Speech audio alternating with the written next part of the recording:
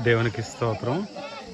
ఈరోజు ఇంతమంది కలిసి కుండలపాడు వివిధ ఏరియాల్లో సువార్త పరిచర్య చేయడానికి వచ్చాం.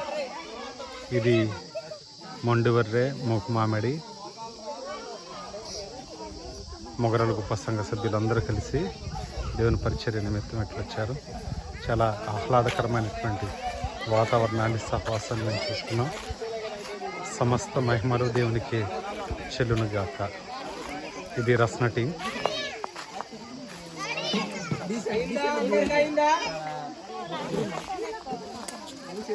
తాగారా